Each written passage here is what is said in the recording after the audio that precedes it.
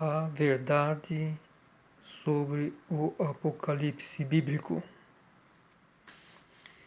Então, se diz que foi o apóstolo João que escreveu o Apocalipse. Ele estaria na ilha de Éfeso, não, de Pátimo, na ilha de Patmos, e na época de perseguição dos cristãos, né, e teria sido o autor. Mas isso não corresponde à verdade. O Apocalipse bíblico é de autoria de João Batista, quando ele já estava no além-matéria, já estava no plano espiritual, aproximadamente há 200 anos após o falecimento de Cristo, a morte, a crucificação de Cristo. Então, uma vidente da terra recebeu essas mensagens de João Batista. O nome espiritual de João Batista, no plano espiritual, é Ismael. Ele é o sacerdote rei do quinto degrau do espírito primordial, da criação espírito primordial, que está muito mais acima da nossa pátria, paraíso, né, que fica no reino espiritual. Então, a origem dele, do ser, o espírito Ismael, que encarnou na época de Cristo como João Batista, é o quinto plano da criação primordial. Então ele recebeu incumbência dessa revelação de Imanuel, o Filho do Homem, que é o Espírito Santo. Então aí está mais um dos enganos, né, dos cristãos, né, autodenominados cristãos, né. Eu sempre falo autodenominados porque eles na verdade não praticam a doutrina de Cristo. Ela está muito mal interpretada, ela foi descaracterizada, né, do amor severo. A doutrina de Cristo só pode adquirir a nova vivacidade, a real vivacidade, através da mensagem do grau de Abidrushim. A obra chamada Na Luz da Verdade. E existem os livros Jesus, o Amor de Deus, e os Apóstolos de Jesus. Todos eles são editados pela Ordem do Grau na Terra. Site www.graal.org.br. Então lá está a verdadeira obra e missão de Cristo. Sem as imaginações, as autoilusões dos autodenominados cristãos. E o novo Evangelho de Cristo, puro, 100% puro, vindo de Deus Pai, é a mensagem do Graal na luz da verdade, que é de autoria do Espírito Santo encarnado na Terra. Portanto, é uma obra de Deus Pai, como foi igualmente Deus Cristo Jesus na Terra. Bom, então, essa revelação sobre a autoria as revelações de João, né, que seria do juízo final, ou Apocalipse bíblico, está nesse livro aqui, de autoria de Roséles Gonçalves. Ele é publicado pela Ordem do Grau na Terra. Essa autora, ela foi discípula de Abidrushim, autor da Mensagem do Graal. Então ela conheceu ele pessoalmente. Abidrushim, o Espírito Santo encarnado na Terra, ele nasceu em Bischofswerda, Saxônia, em 18 de abril de 1875 e morreu em 6 de dezembro de 1941 em um exílio doméstico, vamos dizer assim. Porque ele foi preso pelo nazismo, né?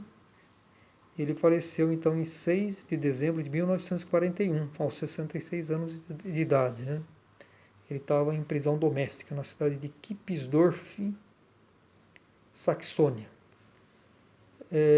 Fica mais ou menos a sudeste, a uns 30 quilômetros a sudeste de Dresden, enquanto a cidade natal de Abdursim, Bischofswerda, fica na direção leste-nordeste de Dresden, mais ou menos também uns 25, 30 quilômetros. Bom, então, aliás, eu quando estive pela primeira vez na Ordem do Grau na Terra, me parece que foi em janeiro de 1989, isso já tem 31 anos, eu estive pela primeira vez na sede que fica no município de Embu das Artes, estive lá assistindo uma devoção. Na época eu tinha começado a estudar a mensagem do Graal, em 1988, e também os livros de Rosélio von Sass. Então eu estive lá um domingo, pouco antes das 10 horas, 10 começa uma devoção, e as pessoas que iam lá, né, pela primeira vez, eram apresentadas a Dona Rosélias. Ela viveu entre 1906 a 1997. Ela faleceu aos 91 anos. 90, 91 anos. Mas, enfim, ela atravessa... O Rosélio von Sass, segundo eu creio, foi Maria Madalena na vida anterior. Ela foi a pessoa que mais compreendeu a missão de Cristo. Entendia muito mais do que os discípulos, os outros discípulos, apóstolos de Cristo. E em vida, foi ela que mais compreendeu a obra de Cristo, né? Depois teve Paulo, né? Mas o Paulo ele não chegou a conhecer pessoalmente Jesus Cristo, Deus Cristo Jesus. Muito bem, então eu acredito que Rosélio von Sass foi, em uma das encarnações anteriores, foi Maria Madalena, como também foi Biltis, a rainha de Sabá, e também foi a primeira imperatriz do Brasil, Dona Maria Leopoldina. Tá bom? Então, é no capítulo 6 desse livro, o livro do juízo final, ela está falando sobre as revelações de João. Então está explicado exatamente a origem, a verdadeira origem revelada do Apocalipse de João. Então, mais ou menos 2 páginas eu vou ler. As revelações de João. A mais conhecida profecia sobre o juízo final é certamente a revelação de João. Também nessa profecia, algumas das verdades originais foram erradamente transmitidas em virtude da incompreensão causada pelas muitas traduções e revisões. Já as palavras iniciais estão erradas. Revelação de Jesus Cristo que Deus lhe deu. Consta no primeiro trecho. Naquela época, Jesus havia muito já se unira para sempre a Deus Pai. Jesus também nunca mencionou, durante sua vida terrena, que ele mesmo traria o juízo final à humanidade. Pelo contrário, o Filho de Deus fala do Filho do Homem, que virá. No Evangelho de João 14, 26, num dos seus sermões de despedida, Jesus diz: mas o Consolador, que é o Espírito Santo, a quem o Pai enviará em meu nome, ele vos ensinará todas as coisas e vos fará lembrar de tudo o que vos tenho dito.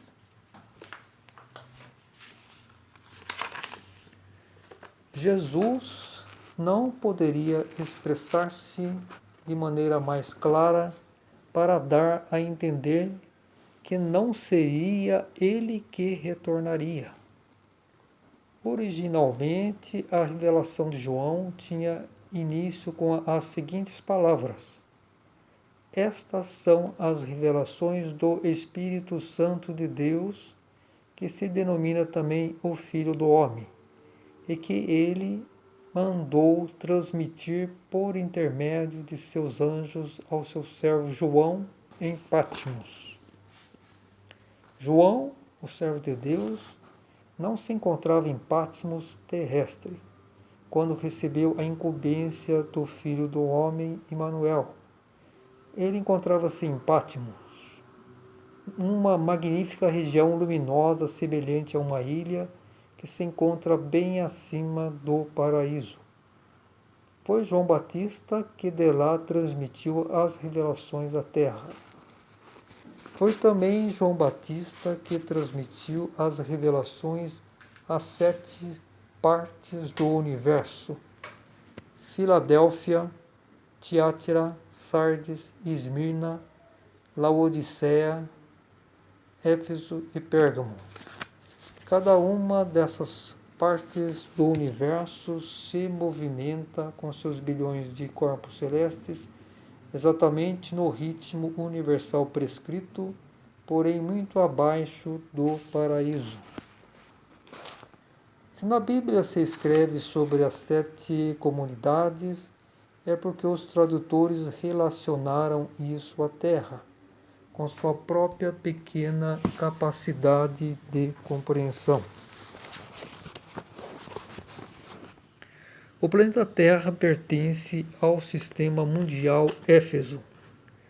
As revelações referentes ao juízo final foram transmitidas por João Batista diretamente à Terra. Até os dias atuais, ninguém pode dizer com exatidão quem foi o receptor, isto é, o vidente que captou na Terra as revelações de João. Supõe-se que João Evangelista, pouco antes de seu falecimento, tenha escrito as revelações. Variam, porém, as opiniões sobre isso. O fato é que as revelações chegaram à Terra aproximadamente 200 anos após o nascimento de Cristo, onde foram recebidas por uma vidente. Em virtude de essa vidente não ter conhecimento da escrita, um adepto dos ensinamentos de Jesus anotou-as e passou-as adiante. O nome da vidente, por seu próprio desejo, nunca foi mencionado, porque ela, conforme se expressava, era apenas um instrumento na mão de João Batista. As revelações sobre o juízo final e seus efeitos foram dadas quando os superiores da Igreja e dirigentes das comunidades cristãs daquele tempo torciam e falsificavam os ensinamentos de Jesus, os quais poderiam ter modificado e melhorado os seres humanos. Tanto torceram e falsificaram que nada mais restava da pura verdade original, embora em seus discursos eles aludissem sempre às palavras de Jesus e à necessidade de orientarem-se por elas. Ao mesmo tempo, porém, explicavam-nas de tal maneira que lhes tiravam toda a severidade e clareza do amor divino. Assim, no decorrer do tempo, os ensinamentos de Cristo, provenientes da verdade, transformaram-se em produto de Lúcifer, que levava a falsos caminhos e que os dirigentes e servos das igrejas acolhiam de bom grado, tornando a verdade cada vez mais incompreensível. Agora, qualquer um que deseje ver e ouvir pode reconhecer que a própria Igreja e seus adeptos são, sob o ponto de vista da luz, os coveiros dos ensinamentos de Jesus. Se consciente ou inconscientemente, não faz diferença. Muito bem, então nós vamos fazer uma reflexão aqui sobre esse texto. Então, no final aqui, o Rosales Gonçalves afirma bem claramente que a própria igreja e seus adeptos são, sob o ponto de vista da luz, os coveiros dos ensinamentos de Jesus. Ser consciente ou inconscientemente não faz diferença. Então está aí. Todos os autodenominados cristãos são coveiros. Não são servos de Deus e nem de Jesus. São coveiros da doutrina de Cristo. Porque ela está completamente distorcida, está desfigurada. É um amor, vamos supor, morno, um amor sem justiça. Isso para quê? Para ganhar adepto. É o que hoje as igrejas fazem. Aliás, sempre, né? Como está dito, a partir daquela época, de uns 200 anos antes da... Não, 200 anos após a morte de Cristo, quando foram feitas as revelações, a igreja já estava, mesmo sendo primitiva, mesmo ainda estando na, vamos dizer assim, clandestinidade lá em Roma, os dirigentes já estavam deturpando a, o, a mensagem de Cristo. Então está bem claro isso. Então é uma ilusão total hein, dos autodenominados cristãos. Hein? Tudo que eles falam é falso, tudo ilusório. Não tem nada que preste mesmo as interpretações. Precisa de uma nova roupagem, uma nova configuração. E isso só vai acontecer se eles reconhecerem o Filho do Homem na mensagem do Graal, na luz da verdade. Essa é a única forma deles se redimirem, vamos dizer assim, tomar o caminho certo, é reconhecer o Filho do Homem na mensagem do Graal, na luz da verdade, escrito por Emmanuel e Abedruchim, que é o Espírito Santo. Se não reconhecer isso, não tem como. Então são todos servos, estão de mãos dadas com Lúcifer e as séculas. Outra coisa que fala, você vê como a limitação do ser humano com seu cérebro, más interpretação, das 7 partes do universo, que é Filadélfia, Tiátira, Sardes, Esmirna, Laodiceia, Éfeso e Pérgamo. São as 7 super-universos que chamamos, né? Eu posso dizer, o universo é composto de 7 partes. E nós vivemos no sistema Éfeso. E na verdade, o que a ciência identificou como universo é apenas uma parte de Éfeso. Não é nenhuma das partes do universo. É a parte. Até eu, numa nota na Facebook, eu falo sobre isso, sobre essa questão das 7 partes do universo. Que não se tem a dimensão dela. Os gregos diziam, né, que o universo seria uma gigantesca esfera. Né? É mais ou menos por aí. Eu acho que alguns intuíram isso, né, certamente. Que o nosso universo é uma gigantesca esfera, né, que não se conhece a dimensão. Pelo raciocínio, enfim, pelo que se conhece hoje, ainda não. Talvez ainda no futuro possa se ter alguma uma avaliação de quanto seria o tamanho. Então, esse universo visível, aí com um diâmetro aproximado de 28 bilhões, diâmetro, não estou dizendo raio. O raio do universo visível foi estimado em 13,7 bilhões de anos-luz. O diâmetro seria, então, de aproximadamente 27 bilhões e 400 milhões de anos-luz. Então seria isso. Mas isso, na verdade, é apenas o universo visível, que seria uma parte de Éfeso. Até eu fiz aí uma... Eu não vou assim, me aprofundar nesse tema, né? Eu fiz uma teoria de como seria, né? O nosso universo visível estaria dentro de uma esfera muito maior. E não tem divisão. O nosso limite do universo depende do local onde nós estamos. Né? Qualquer ponto dessa esfera vai fazer o seu próprio universo visível devido à velocidade de afastamento da luz. E isso é diferente conforme o local onde nós estivermos localizados, o planeta, né? Vamos dizer assim, que onde nós vivemos, né? Porque existem muitos outros planetas habitados por seres humanos, né? E incontável número de outros planetas que também são habitados. Então, conforme o local onde nós estamos, nós temos nosso universo visível, porque depende da velocidade da expansão do universo, porque isso varia. Estando próximo do centro, né, dessa esfera, ela é mais lenta, essa expansão.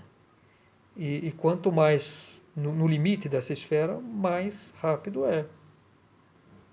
Então eu teorizo sobre essas coisas. Né? Eu também postei já um vídeo aí no Facebook que eu falei sobre isso. Que uma das formas que eu teorizo de ver aonde que seria, supor, né, onde seria esse centro, que constelação, que região no espaço, no céu, né, estaria esse centro do sistema Éfeso. Calculando essa questão do raio do universo visível.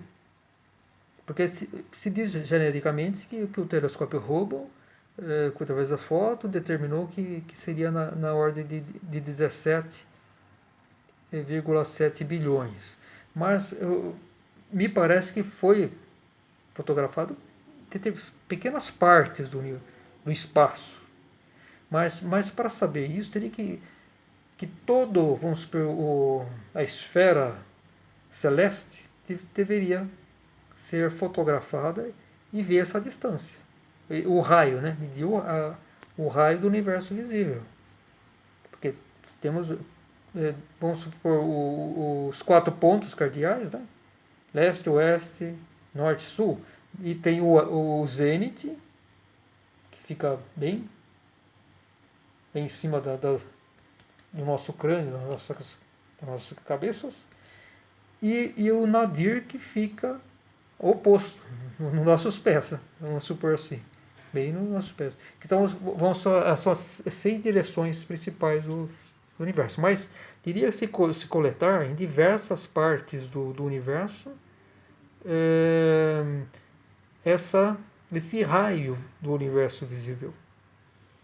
Tá? Talvez umas 20, 30 medições, isso nem sei se é possível, né? Mas parece que tem telescópio instalado no Polo Sul, né? Agora.